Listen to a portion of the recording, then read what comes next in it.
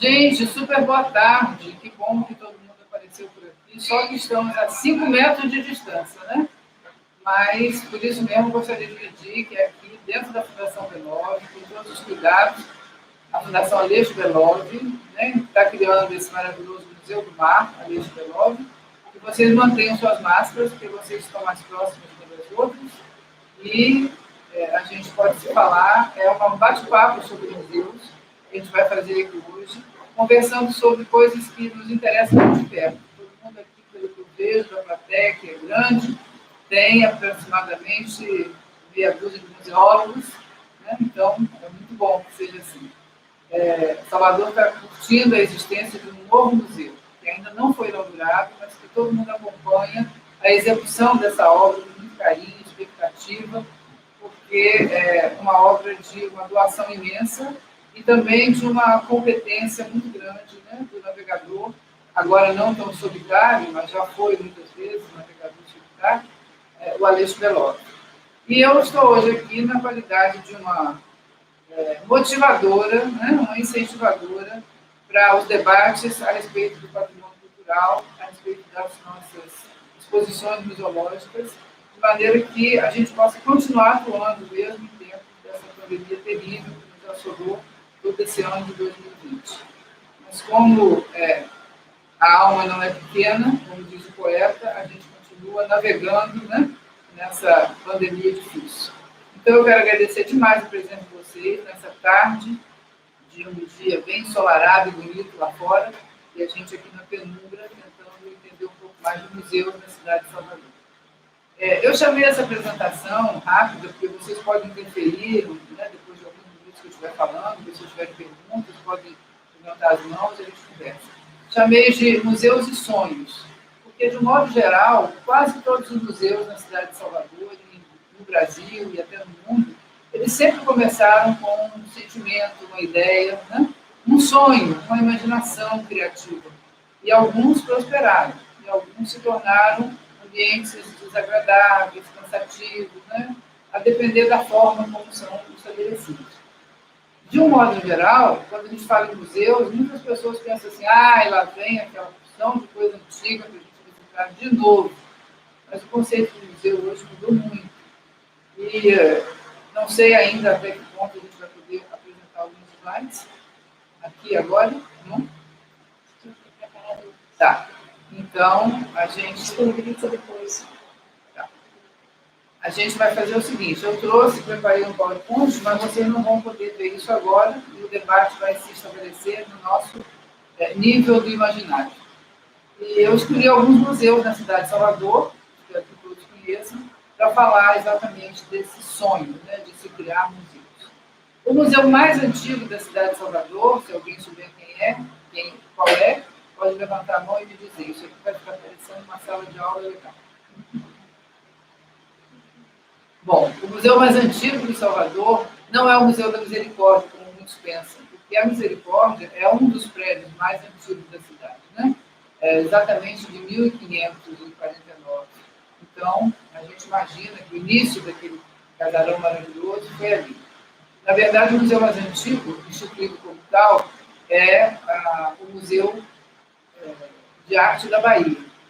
Aliás, em criação mesmo de prédio, é o MAM, que o MAM já era uma casa, né, de uma fazenda de tratador de escravos, comerciante, então, a casa mais antiga do que o museu em si instalado ali. Mas, de qualquer forma, a inauguração do MAM foi de anterior à inauguração do MAB. Mas o MAB foi talvez o museu mais icônico que nós tivemos e ainda ele ele tem o seu lugar marcante na cidade de Salvador. Por que icônico? Porque quando José Valadares apareceu no MAB em 1939, e o MAB já estava feito há 8 anos antes, por um grupo de pessoas na cidade interessadas em criar um tipo de museu enciclopédico, né, como se fosse um arquivo público e também um museu, né, de toda a documentação que existia sobre a história da cidade de Salvador. Quando José Valadares chegou em 1939, ele era o sonhador. Ele era exatamente a pessoa que havia viajado, saído do Brasil um pouco, conhecido novas possibilidades, e ele queria que esse museu, até então, poucos anos de criado, um pouco enciclopédico, se tornasse um museu mais dinâmico. Então, pensem que nós estamos em 2021 e ainda se discute até hoje como dinamizar melhor os museus. Quer dizer, o paradigma continua funcionando, mas ele foi bastante entusiasta dessa forma de transferir o museu para o público, ou seja, contribuir para que o público também contribuísse, conversasse, falasse, e não fosse só um museu de história ou um arquivo de documentos. Ele desejou muito e ele conseguiu fazer isso, transformou o museu numa bela coleção de artes visuais, valorizando a coleção original do Jonas Abbott, que era um médico que veio trabalhar em Salvador, um médico inglês, e que, encantado com tudo que via nessa nova terra tropical, começou a colecionar e a também pintar, né, obras, telas e tudo que ele podia. Essa coleção de pinturas foi talvez a primeira coleção instituída dentro do Museu de Arte da Bahia, conhecido como MAG. Então, as pessoas são muito levadas e despertadas para trabalhar com seus sonhos. E eu gostaria de comentar mais isso aqui, porque estamos vivendo uma fase que as pessoas estão sonhando um pouco. As pessoas estão sem expectativa. Há poucos dias eu participei de um seminário, aliás, de 4 aulas muito interessantes com o professor Elvio do FRJ, ele é da área de literatura, e ele nos mostrava uma literatura distópica. E eu fiquei curiosa para entender o que era isso. Na verdade, é aquilo que é oposto à utopia. Então, ele me mostrou a todos que estavam no grupo, era um grupo grande na internet, assim como estamos tentando fazer agora, de que essas escritas e esses relatos e romances distópicos, quando eles começaram no início do século XX, eles tratavam o século XXI como uma coisa assim fantástica, uma coisa muito distante, que quando chegasse no século XXI, que aquele romance acontecesse, por exemplo, em 1919, 2019, 2020, seria algo que mexeria com o planeta, com o mundo. Imagina. E aí agora tem novos autores, como, por exemplo, McCormick, né, esse que escreveu On the Road, que transformou-se em filme, que se chamou Na Estrada, e que vendeu a bilheteria completa, né, e fez um sucesso enorme. Era um filme que os personagens não tinham nome, né, não tinham uma história longa, porque tinha havido uma catástrofe no mundo, e eles caminhavam com um carrinho de supermercado até o mar. E procurando chegar numa praia, o pai queria salvar o filho. Uma coisa completamente alucinada, afetiva, né, complicada, e ele dizia, antes que chegue o século XXI.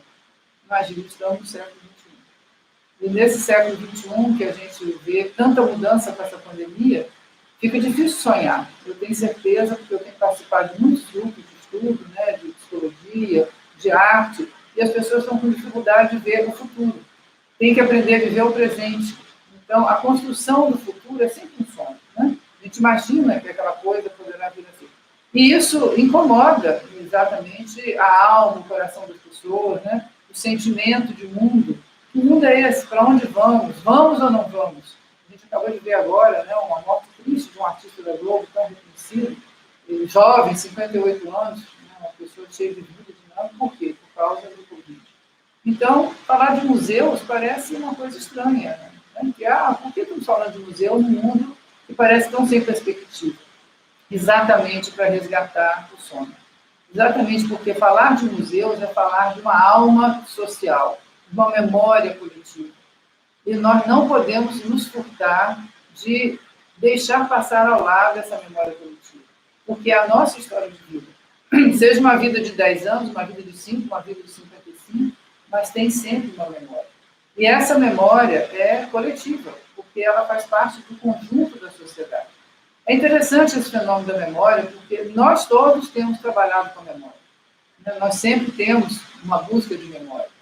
E há pouco tempo, eu me lembro que a gente conversava isso na faculdade, que tem a história e tem a memória.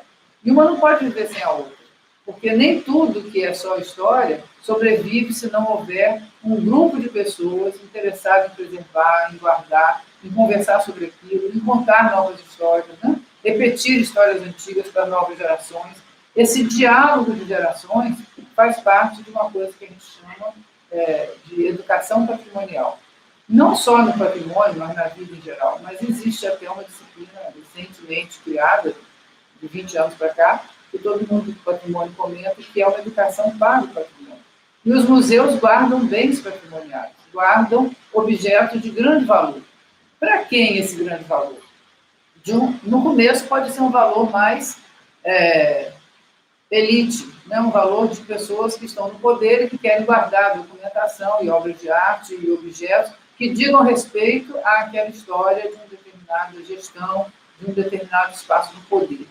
Mas, na verdade, quanto mais a gente amplia o conceito de patrimônio, a gente percebe que, eu acredito, uma série de pessoas que trabalham comigo também, especialmente o grupo do Instituto Pires, que é um grupo que existe em Salvador, preservando a memória, né, de patrimônios antigos, preservando os talentos humanos vivos, que é uma categoria de patrimônio também dada pela Unesco.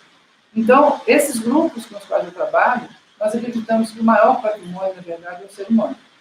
E que é o ser humano que cria e que produz cultura. A gente consegue se adaptar a novas culturas, consegue produzir novas atividades que se transformam em cultura. E Umberto Eco já explicava isso para a gente, o grande escritor italiano. Quando você faz alguma coisa que modifica na sua sociedade, mas não a transmite, você não fez cultura, porque a cultura é um ato de transmissão necessário, porque senão se perde. Imagina, o homem descobre o fogo, todo mundo usa o fogo. Então, se ele não transmite a forma de fazer o fogo, ele um dia termina e ninguém consegue saber mais qual é aquela maneira de fazer. Por acaso, talvez, estudos, mas não passa por uma transmissão oral e física, né, e permanente. É esse o hábito da cultura. Esse é o hábito que o Bourdieu e Pierre Bourdieu falaram com a gente. Passar a cultura é uma necessidade. Por quê? Porque somos nós mesmos nos reproduzindo em atitudes. Porque nós passaremos, né? Um grande poeta, Manuel Bandeira, a gente vai virar passarinho, né? Então, se a gente vira passarinho ou vira coelho de estrelas, o importante é que a essência fique. Então, por que visitamos museus? Porque buscamos a essência. E a essência está naqueles que sonharam esses espaços, que lutaram para que aquilo permanecesse de alguma forma bem viva, né? Bem interessante para que outras pessoas pudessem conhecer a maneira como nós vivemos um determinado tempo em sociedade. Então, quando a gente viaja, né, em sonhos, em viagens verdadeiras, reais, ou em livros, que também é uma forma de viajar, a gente descobre um mundo de coisas interessantes a respeito de novas culturas, dentro do próprio Brasil, mas fora também do Brasil. E é nesses lugares de sonhos que a gente encontra, então, um espaço que se chama museu, e esse museu vai guardar objetos que, por si só, não falam. Existe uma celeuma grande na museologia, que já agora é um pouco passada, né? Mas ainda se discute. Os objetos têm que falar, temos que dar a forma dos objetos falarem.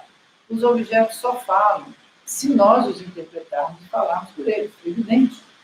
A gente não pode exigir de um objeto que ele saia tagarelando, como eu gosto de tagarelar aqui com vocês e sempre gosto. Então, o que a gente faz? A gente pesquisa. Então, ao pesquisar e aprofundar o conhecimento sobre os objetos, a gente descobre a vida que esse objeto teve.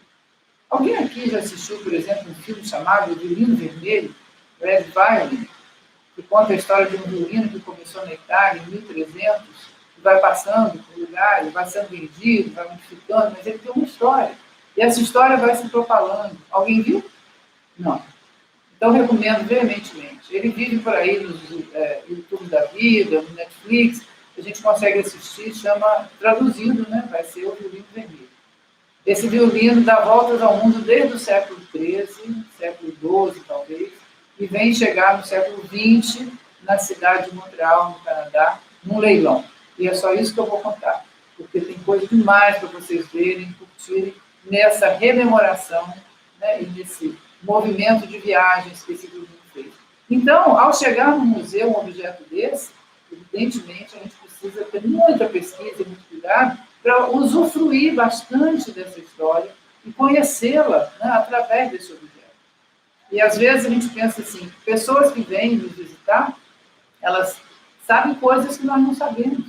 E essa grande riqueza de um museu que lida bem com o seu público, que não afasta o público, ao contrário, que o estimula a sonhar junto.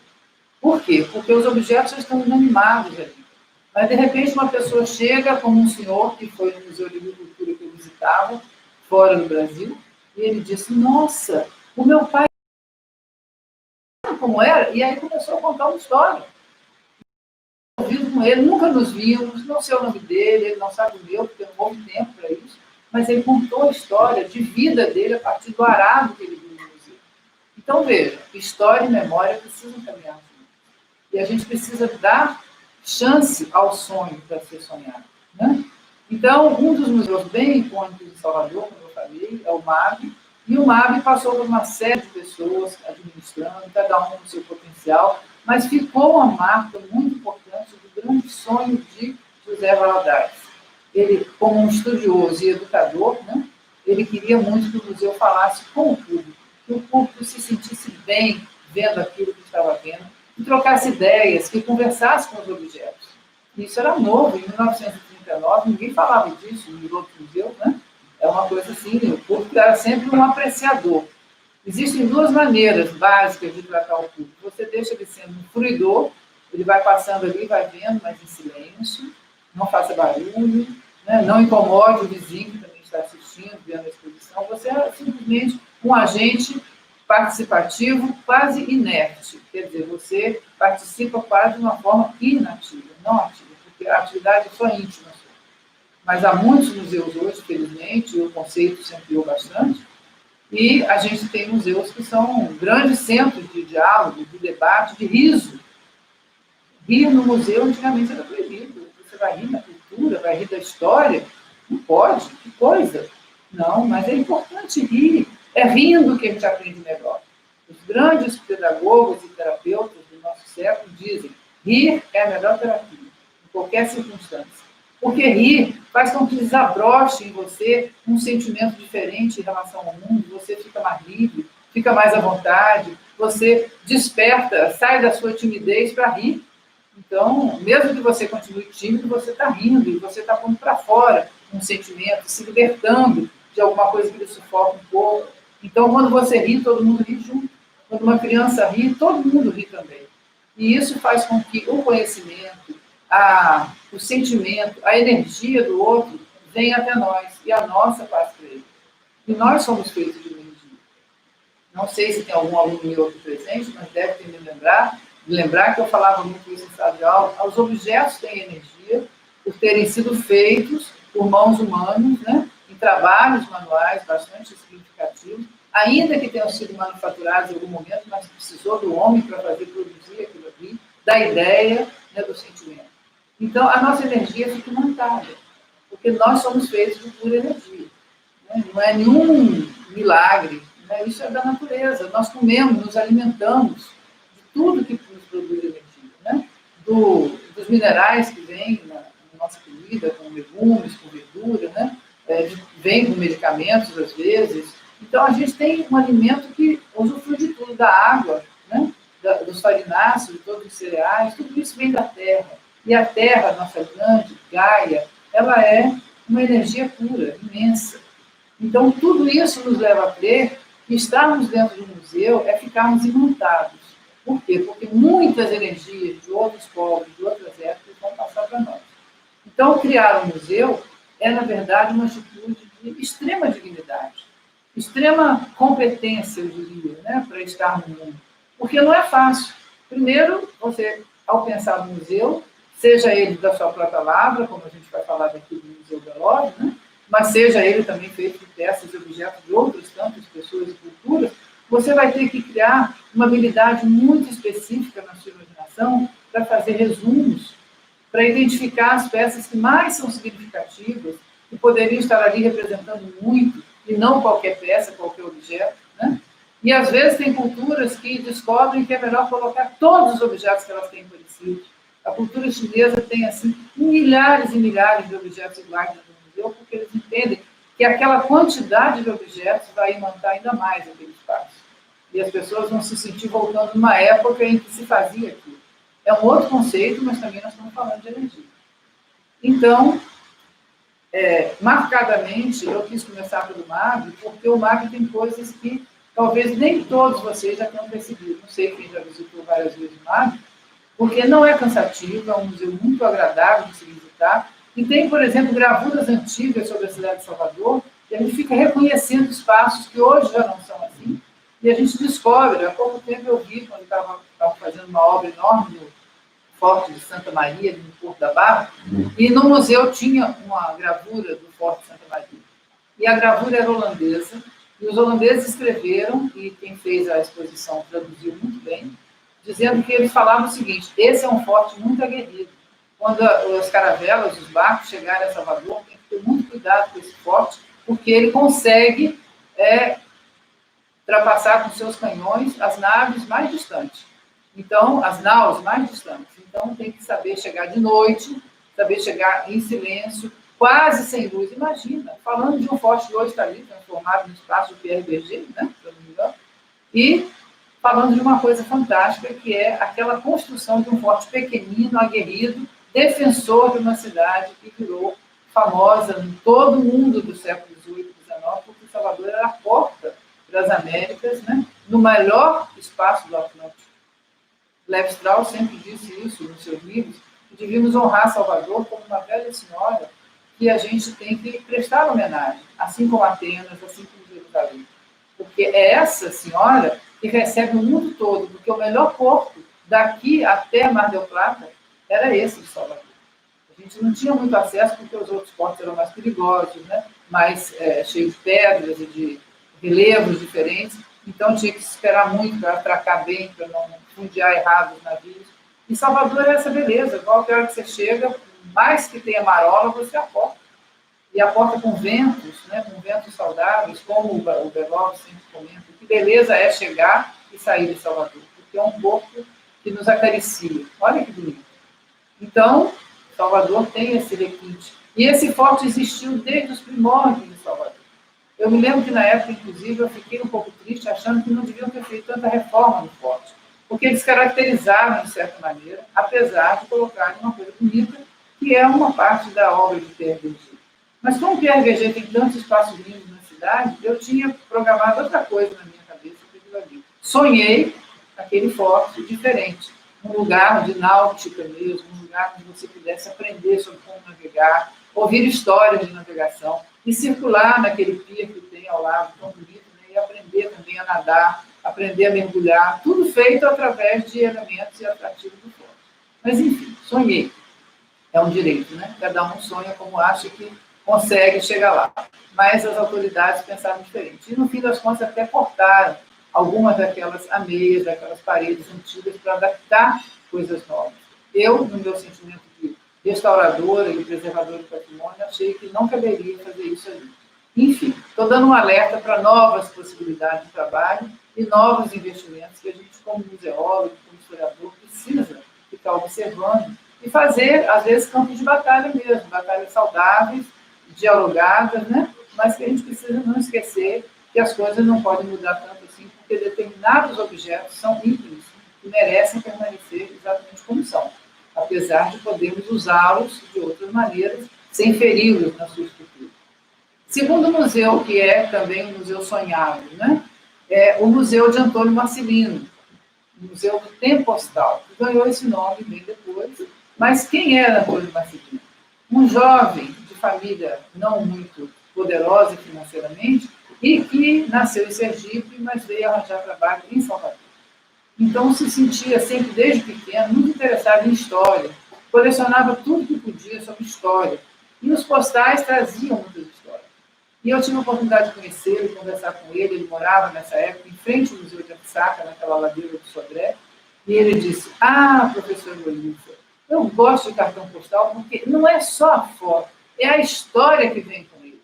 Olha quanto romance, quanta informação, quanta mãe cuidando de filho, quanto filho preocupado com o pai, quanto amigo preocupado com o amigo. Então, olha que pensamento do sonhador. Era a imaginação criativa dele, vivendo aquelas vidas ao ler aqueles cartões. E Marcelino conseguiu juntar nada menos que 3.000 cartões postais no início, logo no início. Pedia a todo mundo, conversava, ninguém jogava fora, por favor, procurava em todo canto, e ele sonhava em fazer um museu. Mas é claro que não é fácil fazer um museu, ainda mais de cartões postais. Mas ele tanto lutou por esse sonho, que um belo dia foi ouvido pela Secretaria de Cultura, na época, mais ou menos nos anos 70, e começaram a fazer exposições desses postais. E cada vez esses postais mostravam a cidade, mostravam as pessoas, o sentimento do mundo que perpassava na leitura dos postais. o tipo de português, né? O tipo de língua que se falava na época, nem todos são português. Então, cada objeto que vai para o museu é uma coisa rica. A gente olha para ele, ele não é só um objeto, ele é um mundo de pessoas, um mundo de ideias, um mundo de imaginação, de criatividade, que precisa ser descoberto. E aí o museu se torna dinâmico, porque a cada vez que você expõe, você descobre um ponto para falar sobre ele. E não fica na mesma coisa. Não é aquele museu estático, parado, que você visita hoje, daqui a 15 anos, ele é absolutamente igual. Felizmente, esse conceito de museu já não existe mais. Pode ser que ainda alguns reproduzam essa prática, talvez por uma série de razões, né? Sempre a primeira delas é a questão financeira. Não dá para fazer muito, não tem dinheiro, mas olha, com criatividade a gente faz muita coisa, muita coisa. Depois tem um outro museu interessante, que não foi propriamente um sonho de museu, mas se tornou. É o Museu do Instituto Feminino. Esse museu que pertenceu à casa, a uma família que tem uma história rica e diferente, né? Úrsula Catarino e Henriqueta Catarino, mãe e filha. Né? E, enfim, essa filha foi noiva 2 vezes. E nas 2 vezes os noivos morreram de acidentes, um de doença, outro de uma queda de cavalo e tal. E ela desistiu de noivar e casar, não quero mais. As crianças que eu queria ter, eu vou ter como uma escola. Mas aí, quando criou a escola, entendeu que não podia se furtar a ter um museu escolar. Imagina. Então, começou a ideia de formar uma coleção até de arte popular. Era uma coleção de brinquedos, uma coleção de cerâmica, uma coleção de barro. Mas, no fim da sua vida, havia tanto a oferecer. Por quê? Porque ela fez uma escola, a Escola Henriqueta Catarino, chamada hoje Instituto Feminino da Bahia, que fica no bairro do Floripiana, né? E que, ao mesmo tempo que era uma escola, era também um local de internamento de crianças que não podiam pagar, que ganhavam bolsas, né, de estudo, sempre 20% das matrículas eram de crianças carentes, e que ela abrigava. E as mães que levavam as filhas para passar um período lá, que tinham mais poder aquisitivo, acabavam sendo convidadas a deixarem aqueles enxovais daquelas meninas que se formavam, e meninos, ali, para que pudesse ser, na verdade havia mais menina no início, hoje em dia que tem rapaz, né, jovens meninos, na época era Instituto Feminino. Então, aqueles enxovais, aquelas vestimentas, ele passava para outra criança. E aquilo foi se transformando numa enorme quantidade de objetos de indumentária, que hoje em dia é o melhor dos museus de traje e de texto que nós temos no Brasil. Que guarda esse volume de informação, né? E de objetos do uso diário das jovens. Imagina quanta energia tem ali, todo mundo que passou. E, além do mais, o famoso museu, a famosa coleção que ela gostaria de ter tido, de objetos populares, nunca ficou tão forte assim, porque acabou não se tornando o alvo principal dessa história. Então, ela, na verdade, sonhou uma escola que deixasse as jovens cada vez mais competentes para o mundo. E eu vim descobrir há pouco tempo que Prager Frois, que é homenageado, não era exatamente apenas o Heitor Prager Frois. A filha dele era uma pessoa incrivelmente feminista, feminina, amiga de Henriqueta, e elas é que transformaram essa escola num local de apoio ao sexo feminino, de apoio à mulher na sua plenitude, né, em tudo que ela representa, e representava na época, que era uma época difícil. Né? Século XIX, você tinha uma mulher recatada, uma mulher discreta, né, que pouco podia aparecer. Aparecia, mas com muita dificuldade. Então, aquelas que apareciam mais eram sempre bastante recriminadas, muito faladas, né, e não poderiam ser assim, deviam ser mais consciente do seu papel de mulher, submissa, delicada, cuidando da casa. E a Henriqueta mudou completamente isso. E não sei se o museu consegue dar ainda, agora, esse grande valor a essa mulher que transformou cabeças e transformou as jovens que passaram por ali. Mais um museu de sonho. Né? Outro museu de sonho, o MAM, que veio ser sonhado não pelo que ele foi no início, na criação primeira, mas por Lina Bo, a arquiteta.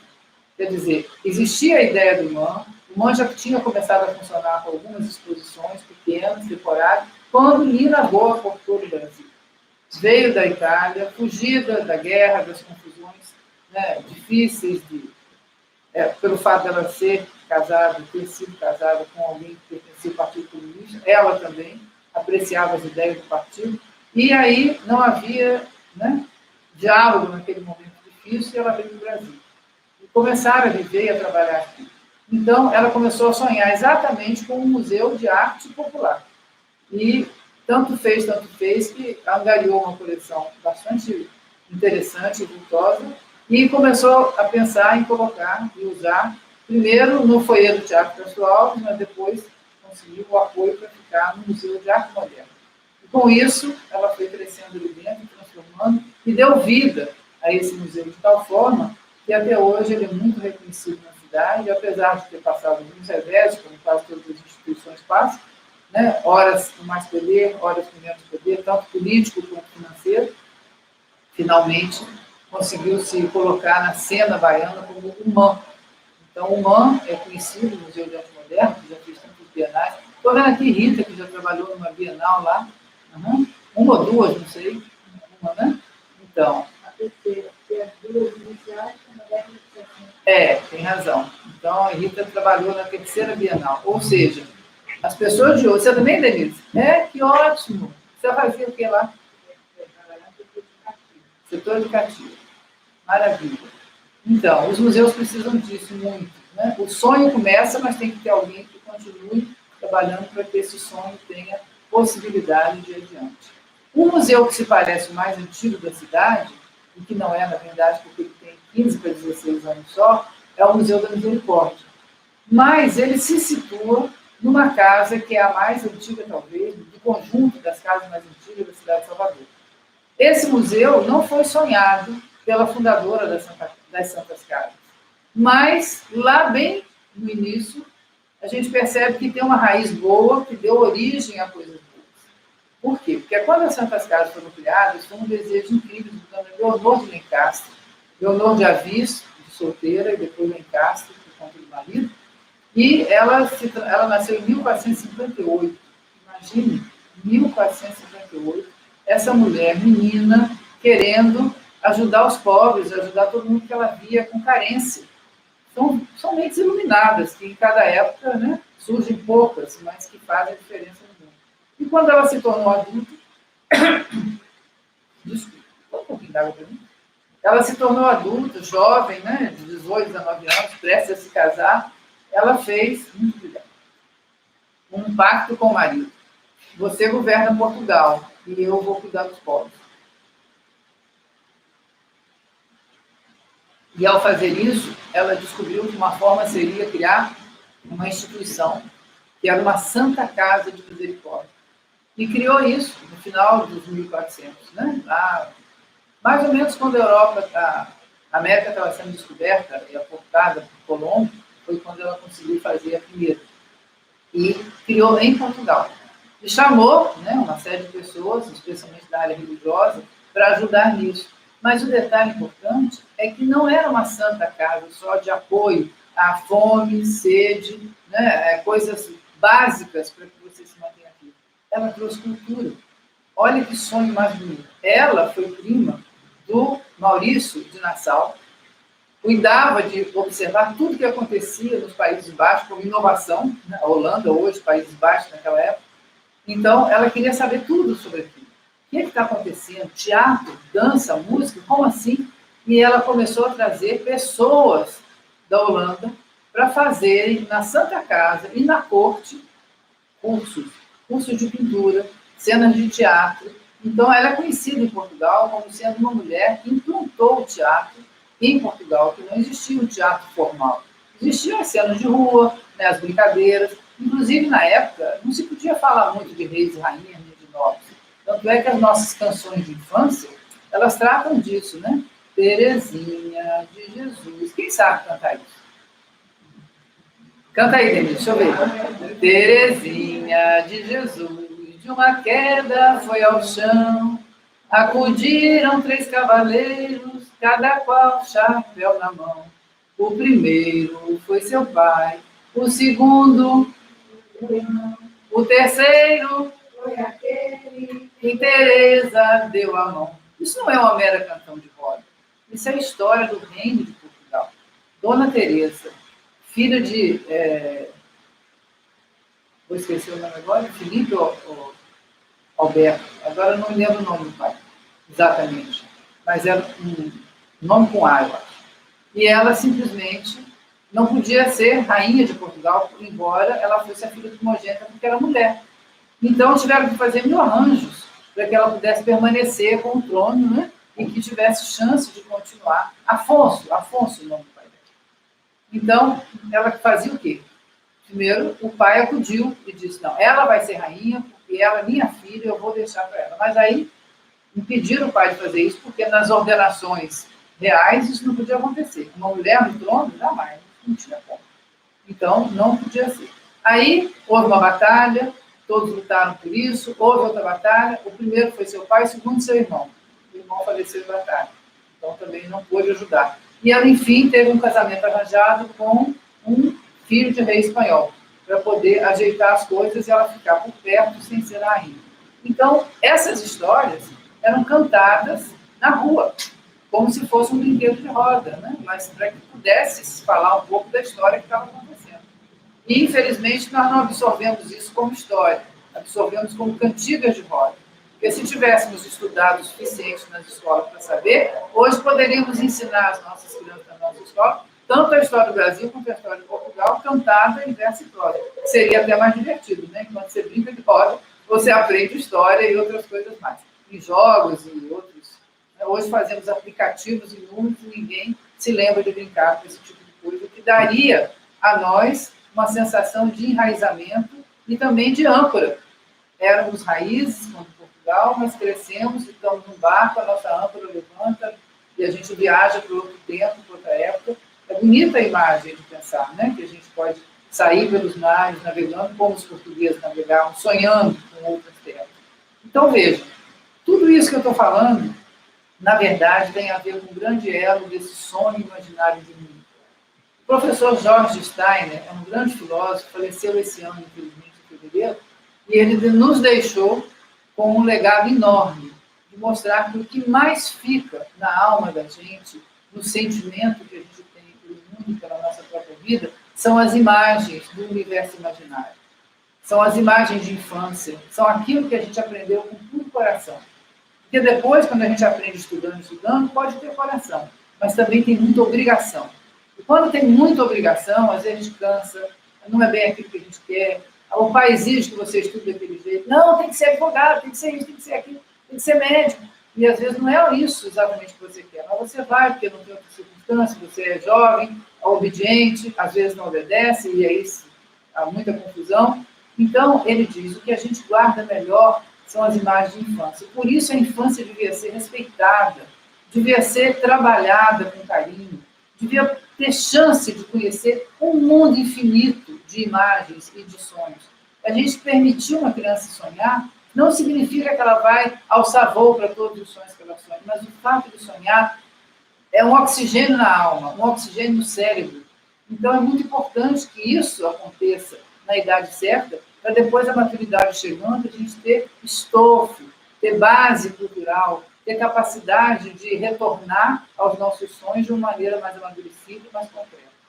E ele, infelizmente, ao falecer, disse, eu tenho muita descrença desse mundo, porque eu vejo salas de aula que enclausuram as crianças entre quatro paredes. As janelas ficam fechadas, porque não pode olhar o mundo. Mas o que faremos nós se não olharmos para o mundo? Foi o discurso final de uma aula que ele deu na França, que ficou muito conhecido e famoso por conta disso mesmo, porque ele faleceu pouco tempo depois. E ele, assim como Zygmunt Bauer, dizia também, e diz, né, para a gente nos seus textos, é importante permitir aos homens a liberdade do sonho, a capacidade de interpretar o mundo dessa forma imaginativa. Por quê? Porque você imagina tanto que depois você quer realizar e você descobre, vai em busca das fórmulas, você estuda para isso. E aí eu estou chegando agora nesse Museu do Sonho, que é o Museu de Aleixo Bellotti. Aleixo conta sempre para a gente, nos seus livros, e especialmente nas entrevistas que ele fez também, que ele tinha noção nenhuma do mar. Chegou aqui com 6 anos de idade, olhava o mar e ficava deslumbrado com aquilo, até temeroso daquilo. Que coisa imensa, essa água imensa, essa coisa toda maravilhosa. E aos poucos ele foi crescendo e foi aprendendo por si. Ele, os colegas, de brincadeira, na beira do mar, etc. E não sabia nem nadar. E aí ganha um óculos de mergulho E o que eu vou fazer com isso? Eu não sei nadar. E aí um colega, que ele tem maior paixão, andava com ele para cima e para baixo e começaram a nadar aí nas praias de Salvador, ali embaixo, né, no Maitá, em todo canto possível, eles andavam para lá e para cá. Ele conta no livro que saíam às vezes para pescar, andavam quilômetros na beira do mar, uma bobagem num lugarzinho para pescar, mas a diversão era caminhada, a diversão era a trajetória para isso. E ele aprendeu a nadar. E quando aprendeu a nadar e aprendeu a mergulhar, ele disse, agora eu quero ir para o mar. Como ir para o mar? E ele insiste que esse museu que ele está fazendo não é somente um museu para guardar memória. Ele quer que essas memórias se transformem em educação para a juventude, para que a juventude descubra um potencial em si e sonhe, não tenha medo de sonhar, e busque maneiras de realizar o sonho. Então, achei que seria pertinente a gente conversar um pouco sobre esse inconsciente que nós temos, que sonha, mas que às vezes não é permitido aparecer esse sonho, a gente mesmo não permite, não é que a sociedade também se não permite. A gente mesmo, às vezes, é tolhido pelo próprio ego, pela maneira que foi criado e tal, e não põe o sonho para fora. E o Aleixo, ao contrário, encontrou um pai e uma mãe maravilhosos que simplesmente disseram, irmão, se você quer isso, então faça isso. E tem um trecho interessante no livro dele, que ele, antes de sair para navegar solitário, fazendo barco e tal, ele não tinha dinheiro nenhum para construir esse barco, e ficou pedindo ajuda de amigos para aqui e para ali, tentando investir em pedidos ao Ministério Federal, né, a Brasília e tal, através de um conhecido, de um cunhado, etc, etc. Enfim, nunca conseguiu exatamente isso, mas ele, afinal, juntou o suficiente. Mas como assim? Ele foi morar numa casa que só tinha um quarto e um banheiro, e ele só tinha a cama, uma mesa e mais nada. Se alimentava pouco e pensava muito, sonhava muito, escrevia muito. E eu brinquei com ele, mas não é possível, você morava assim? Morava, não precisava de mais nada, morava assim. E aí fez o barco e saiu nesse barco. Se vocês lerem o livro, vocês ficam entusiasmadas, felizes, porque é uma história de amor, de vida, ele conhecendo a si mesmo, a própria vida, ele conhecendo o mar, conhecendo o barco, a quem ele tratava como um ser humano, conversava com esse barco, conversava com os animais e registrava tudo. E foi por causa desse sonho infinito de conhecer mais e mais o mundo, a terra, a natureza, a beleza dos oceanos e até a fúria dos oceanos, porque ele relata que passou muito medo. E tinha medo, mas, na verdade, a gente sabe que quem tem medo e enfrenta é mais corajoso do que quem fica quieto achando que não tem medo, né? Porque ele se lançou no mar e trabalhou para isso, estudou para isso. E teve disciplina, é uma coisa que ele preza muito, é a disciplina. E ele diz, os jovens de hoje querem tudo pronto. Aí ele me contou, eu já tinha lido um pouquinho a história das filhas do Alecrim. Eu queria ir viajar também igual você. Você pode me emprestar o seu barco? Ele disse, não, você tem que fazer o seu. Eu fiz o meu, eu estudei. Se você pegar tudo meu e estiver pronto, não terá sido o seu sonho. E é assim que deve ser. Então, esse museu agora, no qual estamos na fundação, que vai cuidar dele, é um museu também que partiu de um sonho. Cada sonho tem sua medida e sua maneira, né? Cada um sonha daquilo que pode, daquele jeito. Mas quase todos os nossos museus tiveram sonhadores que levaram esses museus adiante de uma forma incrivelmente fantástica. E agora temos um museu totalmente novo, que Salvador, que é uma cidade do mar, nunca teve, quando já deveria ter tido um museu do mar, um museu oceanográfico, né? Há pouco tempo, já, um pouco mais de tempo, surgiu o Museu Náutico, que, na verdade, fala muito do antigo, das caravelas, né? Da mudança de formas de navegar, dos barcos que navegavam na colônia. Conta uma história, mas não é exatamente um museu que fale do mar, propriamente dito. E o que ele quer aqui é ensinar as pessoas a andar ao lado do mar, em cima do mar, debaixo do mar, a enfrentar o mar e fazer do mar um amigo. Porque, para ele, o mar é o maior amigo. Ele gostaria de estar no mar de novo, apesar da idade. Então, é um sonho muito grande. E também é um sonho de deixar para os jovens um legado. Patrimônio é sempre um legado.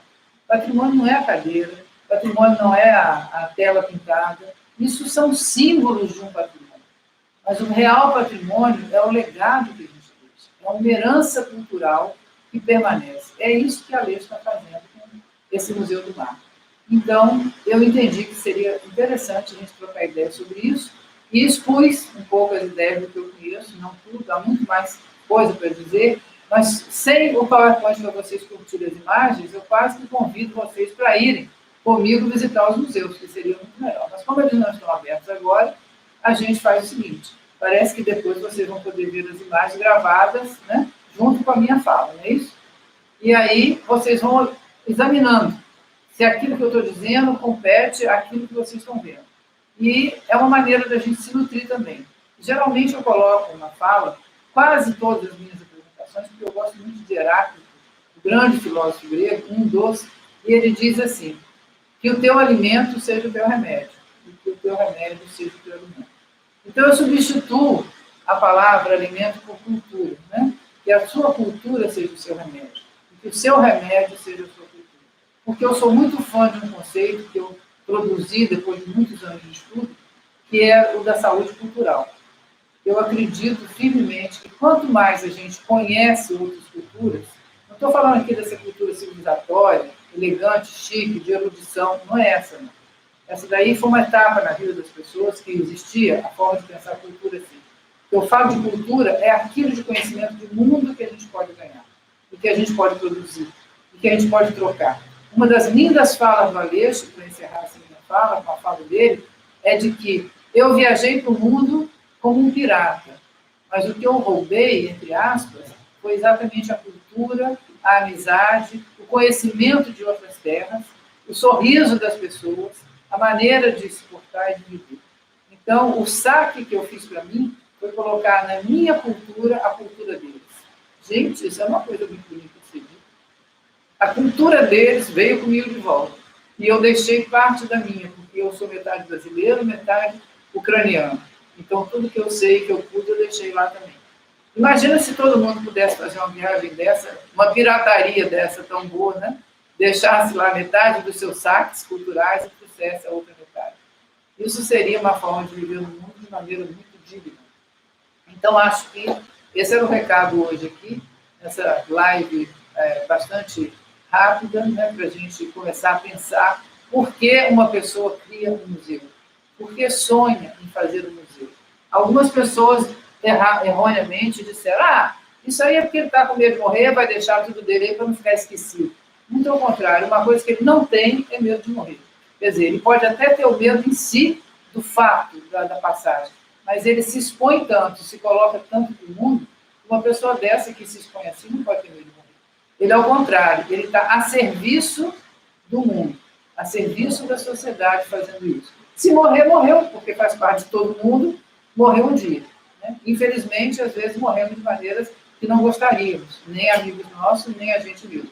Por problemas de saúde, por problemas de incompetência, né? De gestão nacional, como a gente está vendo hoje no país, em muitos países, problemas de incompetência de gestão municipal, estadual, em que a saúde não é cuidada, as pessoas não têm acesso igualitário. Então, eu não posso deixar de falar disso, porque é uma coisa que incomoda muito o meu coração. Eu acho que a gente tem que lutar muito ainda para que o Brasil se torne mais digno das pessoas que aqui estão. Ou melhor, que as pessoas que gerem o Brasil sejam dignas de um país que tem tanto a oferecer, riquezas naturais, riquezas culturais, e a gente fica abandonando isso e até ao contrário, menosprezando, né? Como agora esse fato inacreditável de ter no IFAM uma pessoa que nunca entendeu nada de patrimônio, mas que é um excelente pastor, certamente. Deve ser uma pessoa que sabe bem falar de teologia. Eu jamais ousaria, porque também nunca fui para entender teologia. Acredito em muitas coisas e respeito, quem sabe. Então, nunca seria uma pessoa para aceitar ser pastor. Mas ele aceitou, no lugar dele, vir para um lugar onde ele não sabe nada. Então, essa falta de humildade, de consciência, incomoda muito, porque muitos transtornos são causados ao patrimônio cultural nosso, que é de todos nós, no fim das contas.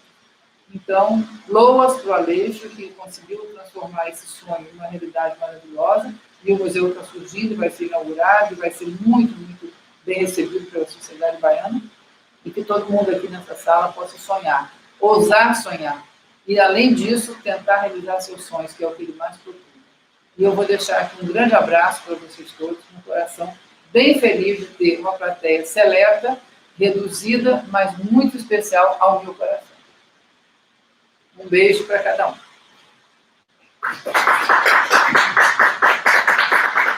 A todos nós que estamos aqui nessa tarde, né, ensolarada, como eu disse no início, curtindo ficarmos um pouco quietos aqui, prestando atenção em algumas histórias.